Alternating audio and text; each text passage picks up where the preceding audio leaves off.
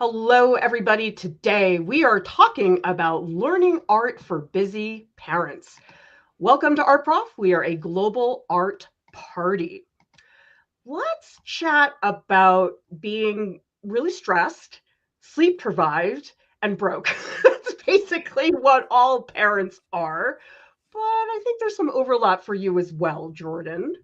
Yeah, so just so everyone knows, I'm not a parent, at least not yet, but I have been sleep deprived. I've been broke many times, and I try and do as much art as I can. So hopefully, I could share some advice and things that have worked for me that will assist you guys as you are, uh, trying to parent these young children. One thing that I definitely had to change was the supplies that I was working with.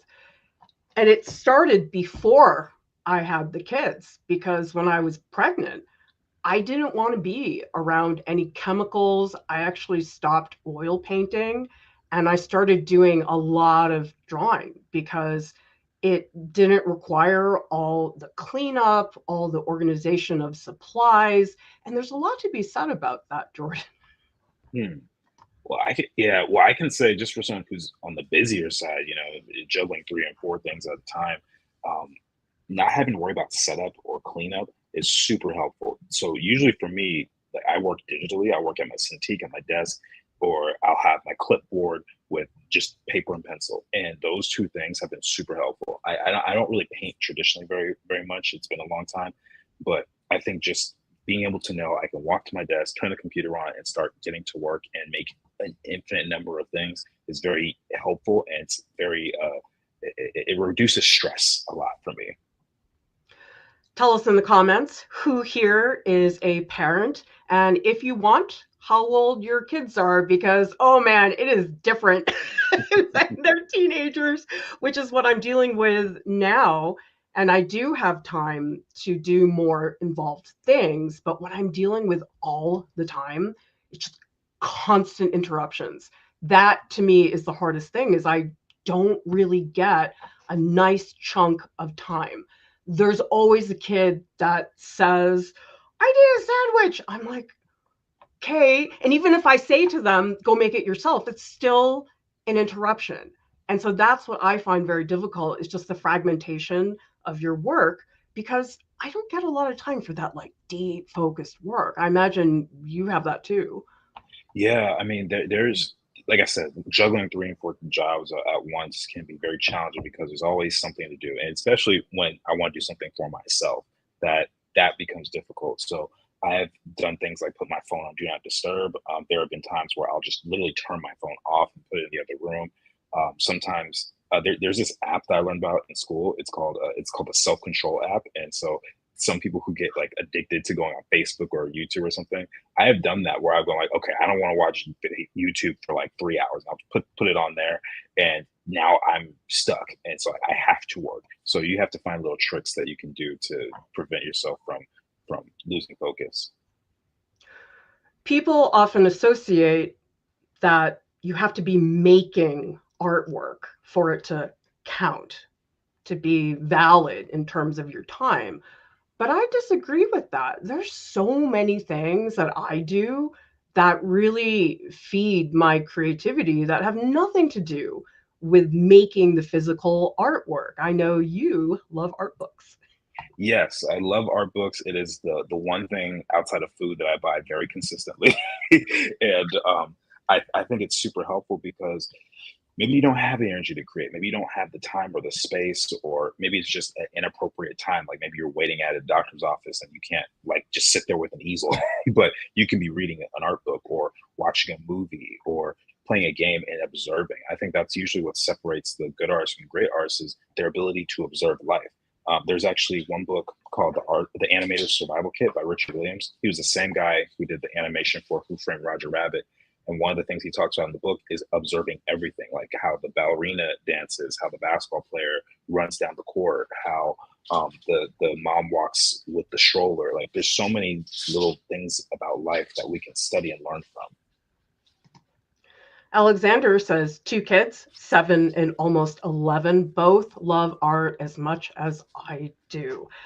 That's interesting because my older one was really into her iPad around 8.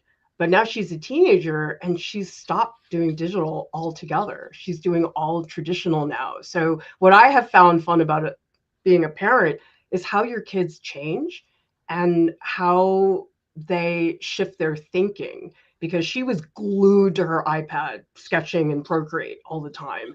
And now she doesn't do very much digital work because she finds the traditional work to be a lot more interesting. That's for her. I'm not saying digital art is not interesting, obviously, but for her, that was a big shift, going from digital into traditional. Artscape says, empty nester, but art when my daughter was young was all about timing. Late nights was my special time, knowing the schedule and working with it. So true, because you don't have a lot of control over your schedule. Jordan, how do you find that me time? I think it just comes down to intentionality.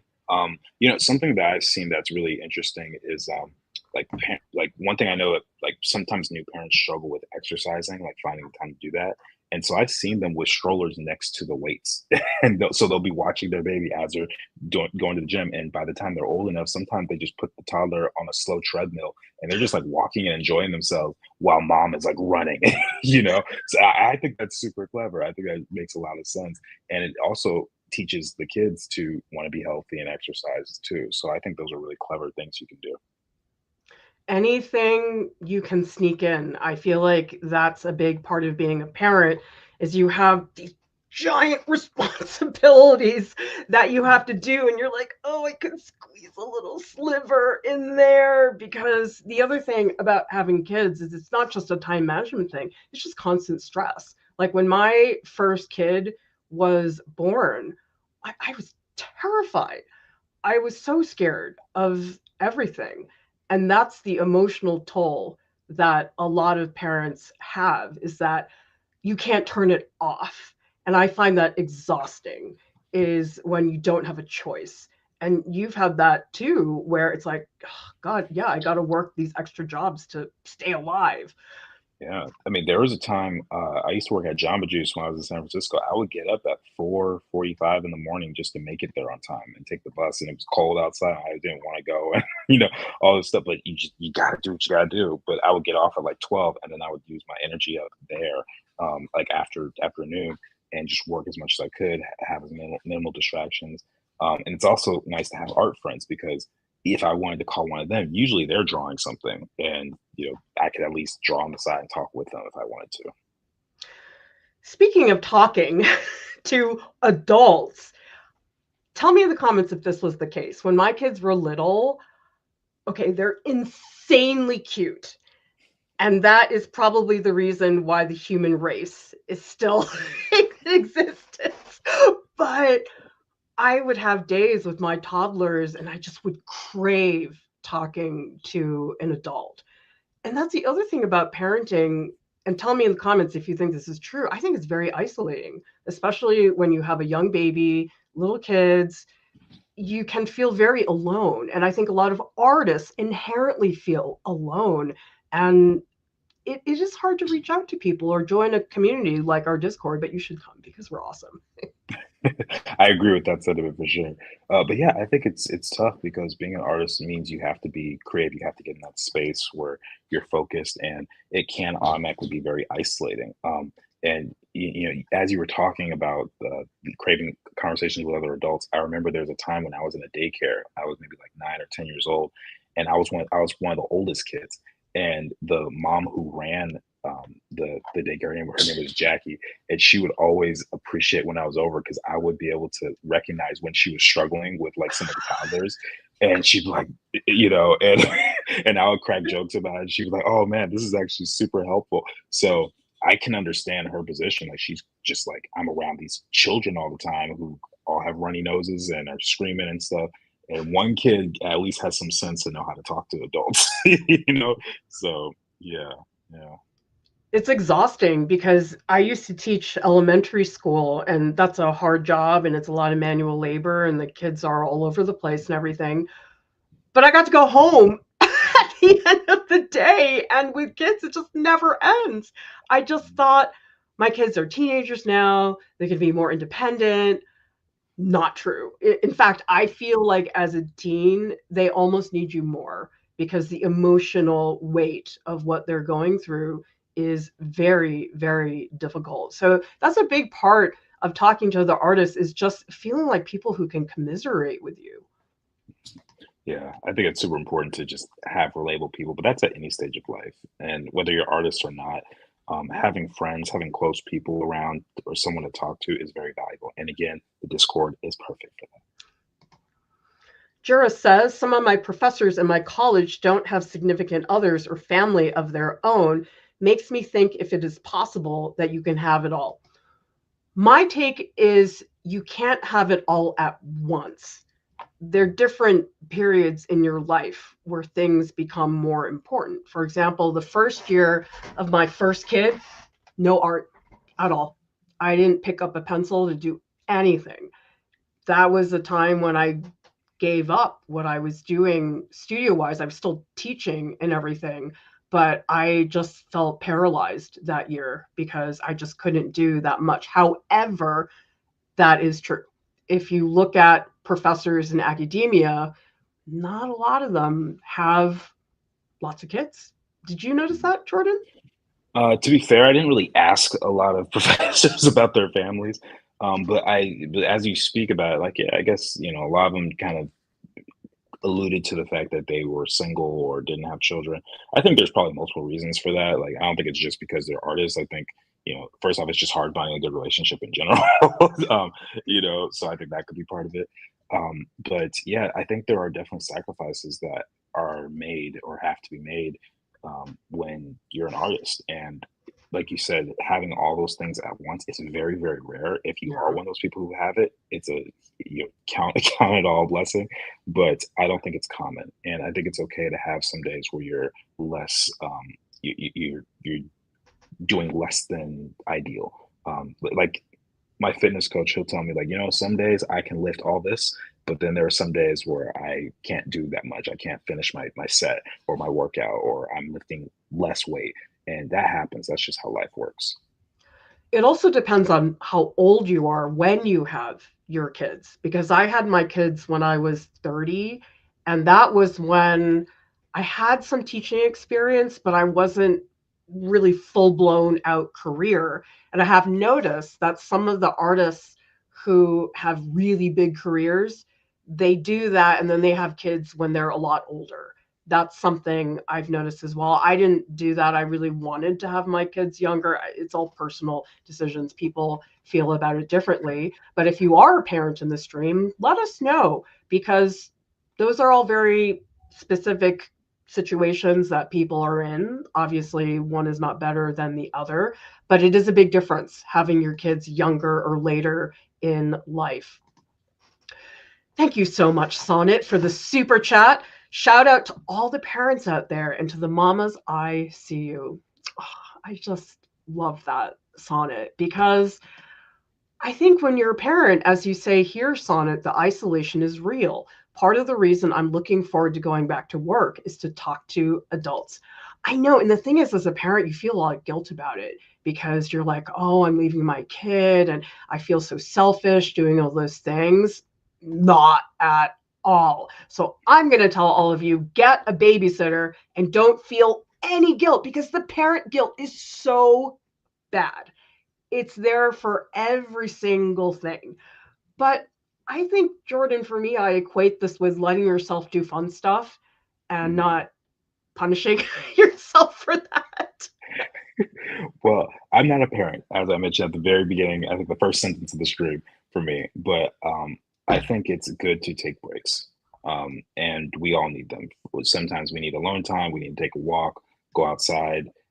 Sometimes we need to, close the door and do some art. And I imagine that, especially with the pressures of life, when it comes to having kids, you might need 10 minutes to yourself or an hour off or a night off. So, yeah, no judgment, but I can't really fully relate because I'm not a parent. But you know something, still, even though I comprehend that as something that is okay to do, it's still hard to do. Every time I left my kids, I just go, it didn't matter who they were with.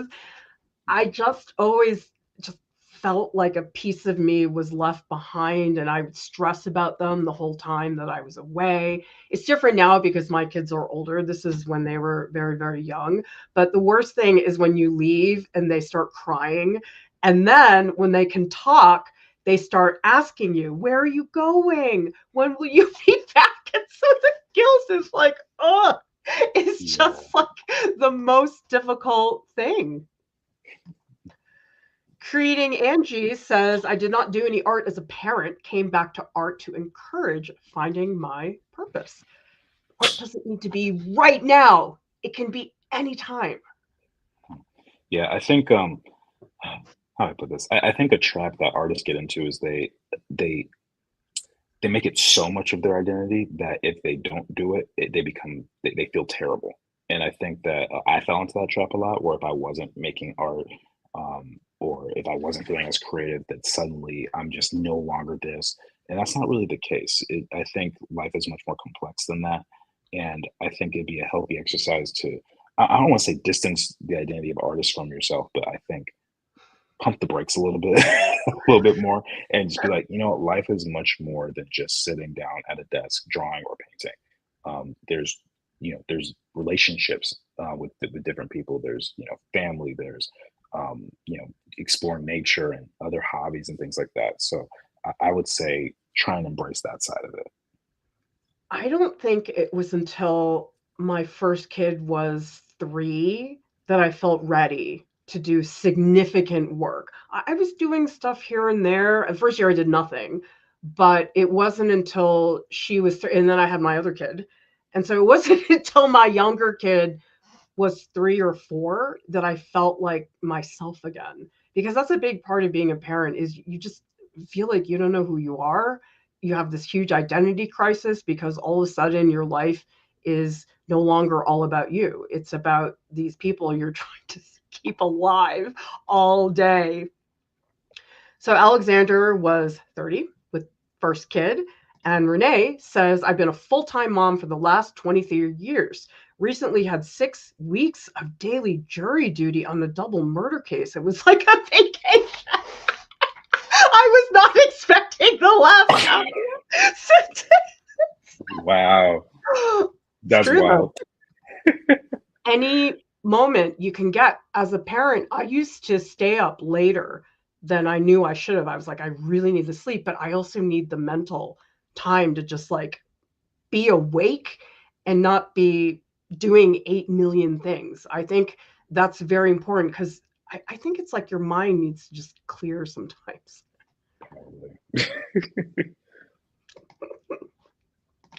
Another thing to consider is you're going to watch movies and shows with your kids, some that are better than others. But to me, there's a difference between, okay, watching a movie, but then analyzing a movie. Yeah, I don't remember the last time I watched a movie just simply like laid back, and maybe something I've seen a million times before, but usually I'm analyzing stuff, especially if it's one of those critically acclaimed movies that is known for their cinematography or their storytelling. I have to analyze it, and it's actually hard for me to turn it off. It's like I was talking to a friend of mine, and I said, "Can you watch movies anymore without like studying the design?" And this is like, "No, I haven't done that in 20 years."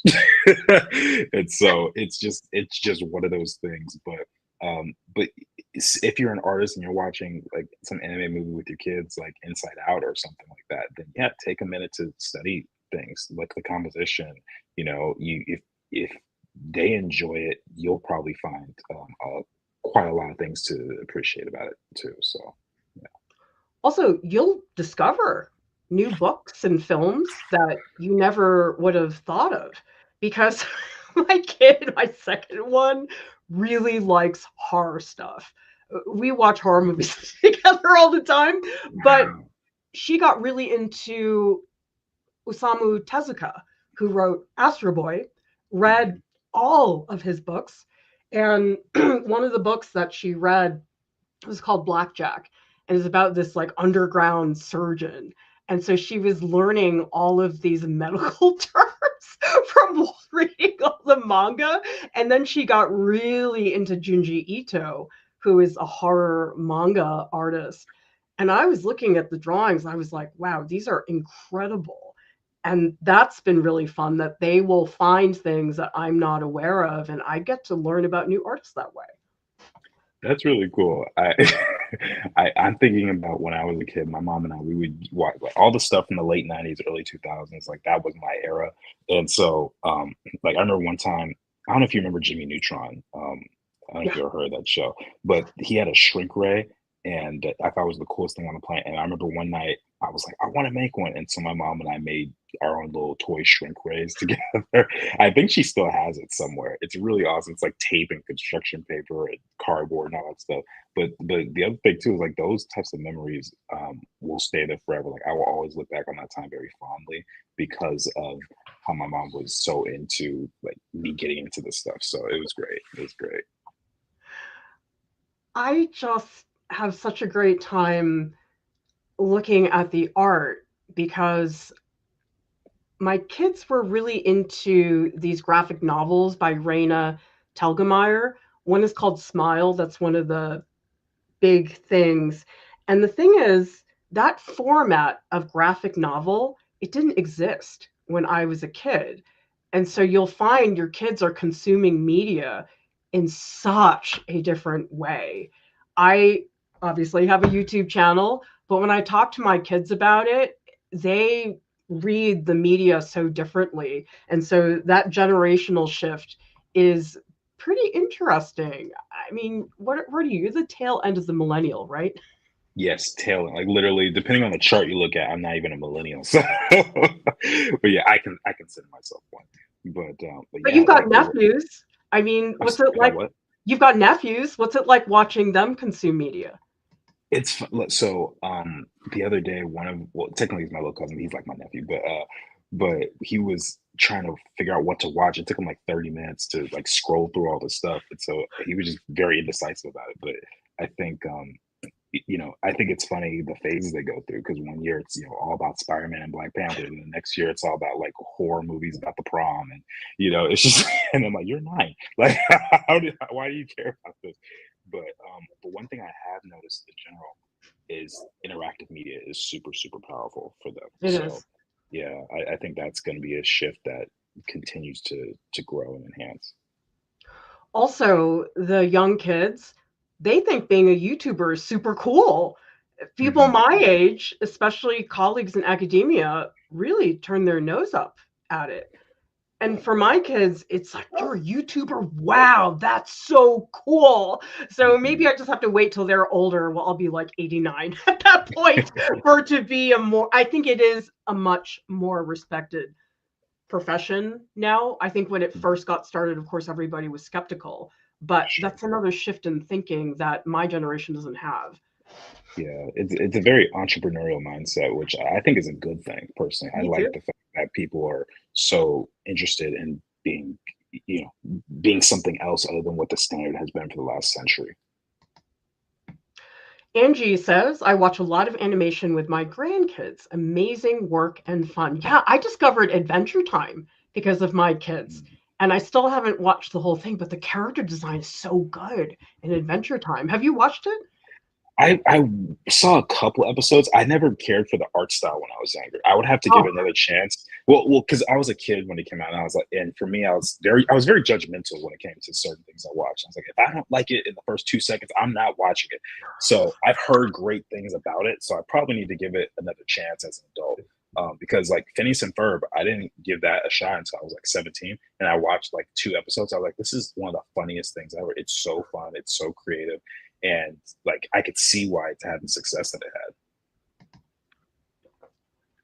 it next thing is your kids, they will remember seeing you make art. And we have a comment here from Alexander who says, my son was 3 when I decided to start watercolors, and then my girl came and she was 3 when I finally got an art space to work in again. Yes, for sure, your kids are going to see you making the work because for the longest time, my kids didn't care about museums.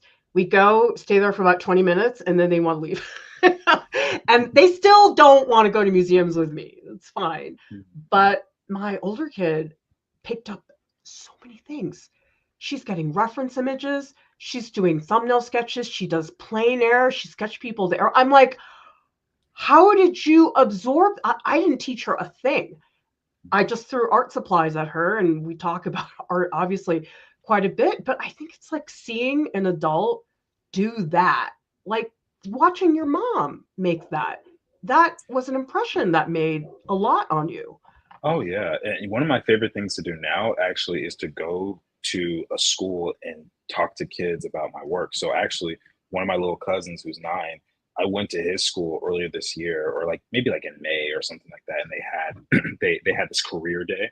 And so since I was so close by, they had me come down, and I got to draw a picture of Spider-Man for all the classmates for all his classes.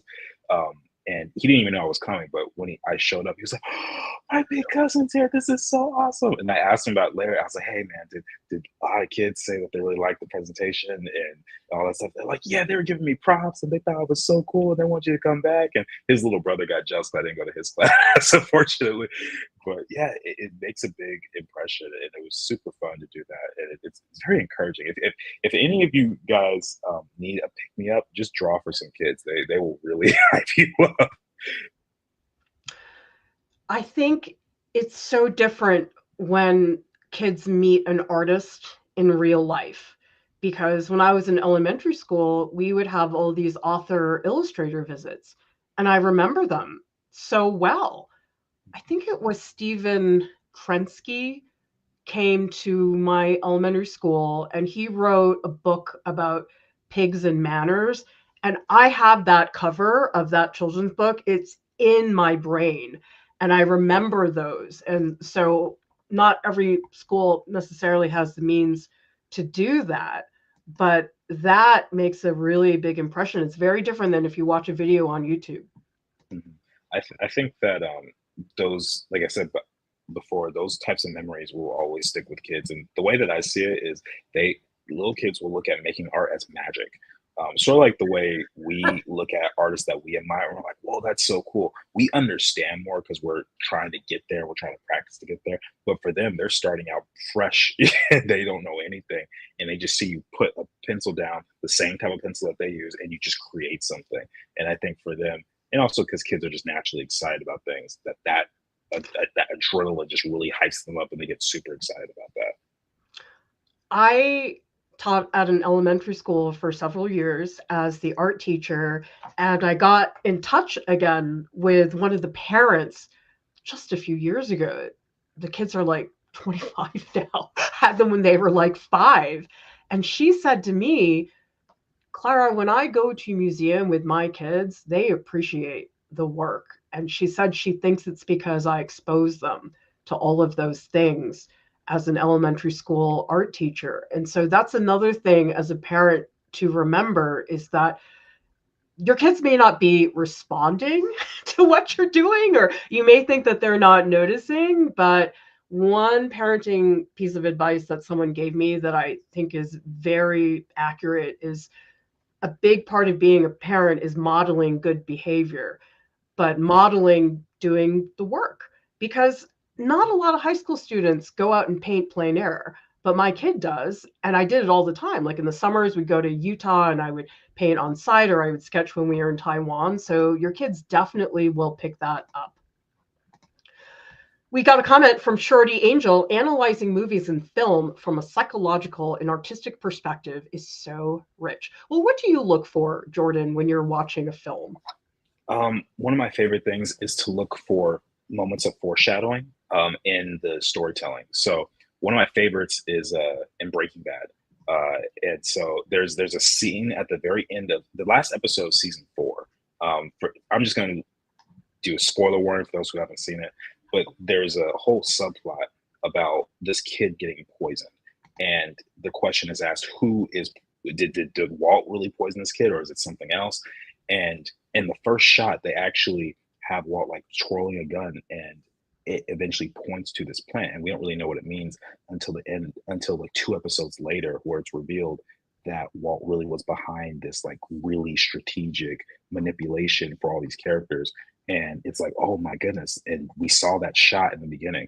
So moments like that, I really, really love. I think it's so powerful, and it's just artistic and simple. And there were no words communicated throughout the episode that was saying that that's what it was. But I thought it was just brilliant. I never really paid attention to editing in films I was watching until I started doing a lot of editing for Art Prof. And so now when I watch a movie, I notice the editing so much. And I can Mhm. tell when the editing is sloppy or somebody is phoning it in, and you can really see the cinematography. Again, things I never thought about that are incredibly impactful with the work that I am doing today. Artscape says, started painting during my husband's cancer. My daughter saw how I used art to handle stress. She now paints when stressed, anxious, or dealing with depressive episodes. What a blessing to share. Wow, that is so lovely. Thank you so much for sharing that, Artscape. We also have Paula, who says, I went to many museums as a kid because my mom loves art museums, and she figured bringing me along was easier than finding a babysitter. Were you able to go to museums when you were a kid? Because not everybody goes. Um, well, we had a lot of field trips at my school, like because I was, born and raised in LA.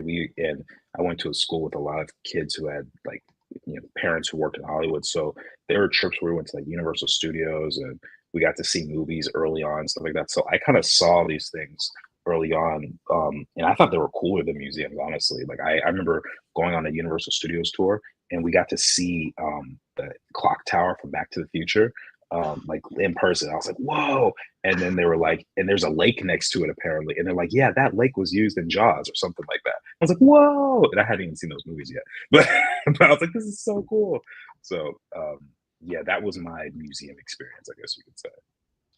That is a really good point that field trips can expose kids to things that they typically, maybe their parents wouldn't usually take them to. And I just think having that experience of seeing art in person, it's like seeing an artist in person. It's like the painting turns into a real thing that you can actually interact with. And I have memories of taking art classes at the MFA in Boston. I think I started when I was like 7. And when I go into that museum, it's nostalgic for me. I get a little teary whenever I walk into the galleries and I see paintings that I drew when I was 10 years old. It's a really powerful impact. Another thing is anytime you make art, you're a superhero.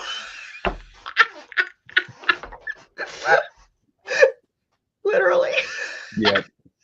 I didn't know that point was coming up. I just happened to wear a Spidey shirt today. Oh my gosh.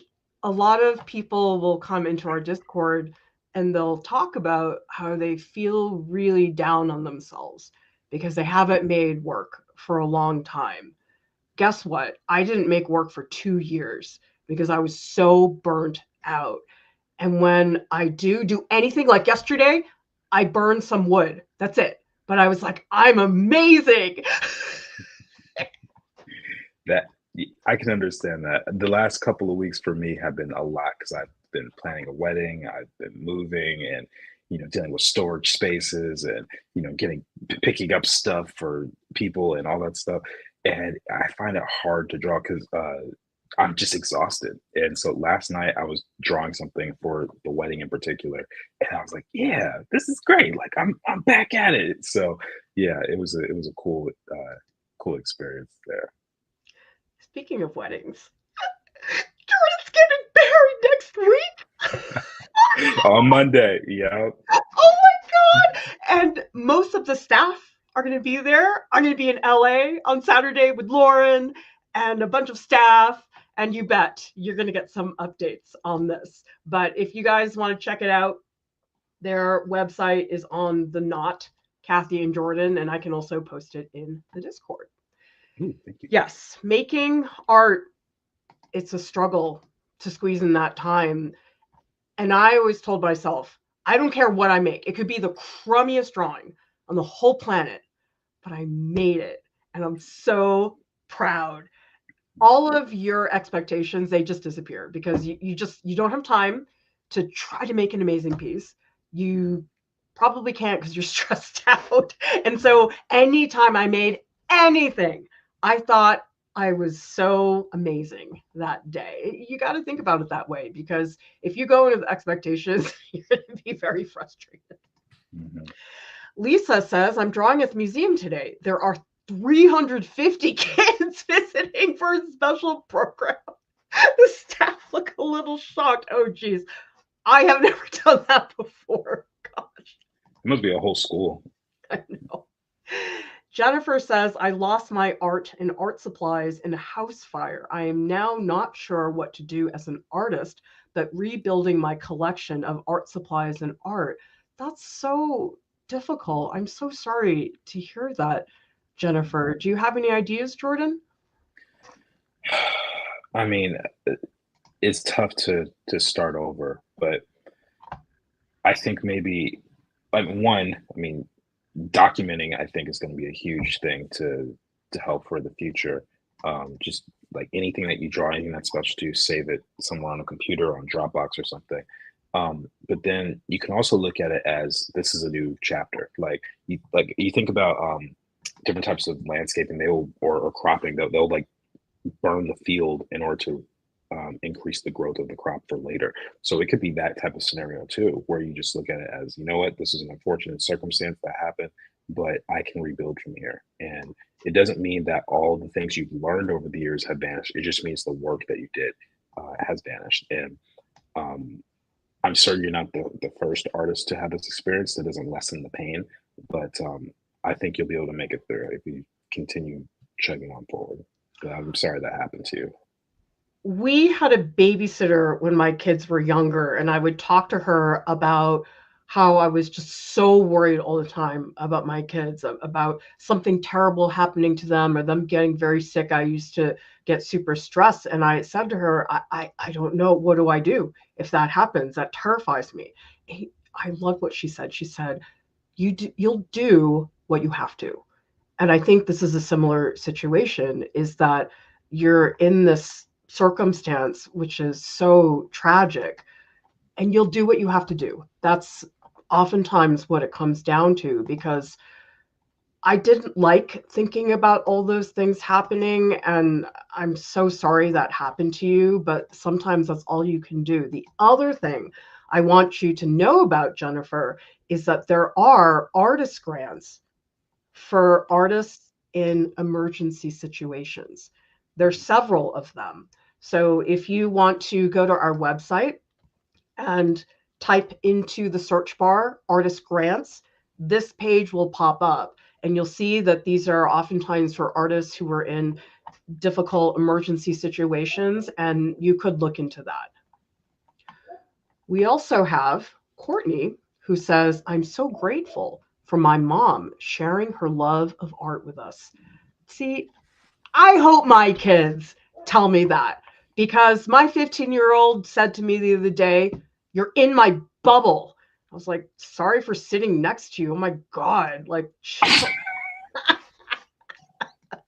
my parents would have reacted so differently if I said that. They probably would have pushed me into me closer. Sonnet says, I have to say, Clara, you've helped me with that so much, feeling down on myself for not creating work. Then you remind me, getting out of bed when you have kids makes you a superhero. If you are functional, like you can put sentences together, you're out of bed and you're dressed, that's like, whoa. Because being a parent will do a number on you, and the sleep deprivation is just, oh my God. You know how, Jordan, in art school, we used to be like, oh my God, art school made me so sleep deprived. Being a parent is 10 times worse. It's horrific. If you're breastfeeding, if you're, oh my God, it's hell. That's what I've heard. Yeah. I hope I've been prepared enough from grad school in RISD. The other thing that I spent a long time doing with my kids was reading books to them. Picture books, we'd always end the day with that. We'd do it during the day. I went to the library so much when my kids were really young. And there's some incredible art in these picture books that I could not believe. And my kids did get to a point where they had books memorized. My kids memorized that Shrek book, the original one by William Steig. And it's a long book, and they couldn't read yet, but they had the whole book memorized. And we read that book over and over and over again. You start to notice the illustrations. That's funny. I don't know if I did that with books, but with movies for sure. I knew at least 4 or 5 movies, like all the lines, all the actions, like completely. Like Hercules was one, Tarzan was one. I'm pretty sure maybe The Emperor's New Groove. But I memorized all of it, and I had the costumes and everything. Like you've seen the pictures on our Prof. We posted it before, but yeah, I was those characters. That was my early stage artistic Jordan. So. You know what was really funny about going to the library is I noticed that when you're a 5-year-old is at the library, they're just pulling whatever off the shelf. But sometimes they'd pull off these books where I was like, I don't really like the art. And so after a little while, I would just pick the books that I wanted to look at for the art and we'd just like leave the other ones behind because there's some incredible work in children's books, but there's a range. Yeah, I understand. There's certain things that I know my parents wouldn't have wanted me to read if they saw the artwork wasn't up to standard, up to par. Here's another way to treat yourself, parents. Inox says finding art supplies is like breathing to me. I hope to thrift stores and art supply stores clearance sales. Treat yourself. I mean, I did eat a lot of chocolate with my kids. I mean, you can always go and get yourself an ice cream sundae, but art supplies to me are a fantastic thing to treat yourself with because you have to. You work so hard. It's like you deserve it. How do you treat yourself, Jordan? Art books. That's why I have my collection. You guys remember I had my bookshelf, and now that I've moved, I don't have it right now, but it will be back. It'll be back in a few months. But yeah, I actually was in Barnes Noble yesterday, and I found a MCU Marvel art book section, and it was so many things. I hadn't even seen half these movies. I was just like, I just want the book. And so yeah, I don't know what it is, but that's just something I crave. I need to have. So yeah, little collectors stuff. We will be doing a Discord chat. Please meet us in the discussions channel so we can chat more about being super stressed out parents or just stress in general. I think we all have some of that. We do have openings in our oil painting workshop and also our sparkly painting workshop. Those are coming up in 2 weeks. And then other workshops that are coming up are gesture drawing, crayon, and marker. Everybody, thank you so much for watching. We'll see you next time. Bye.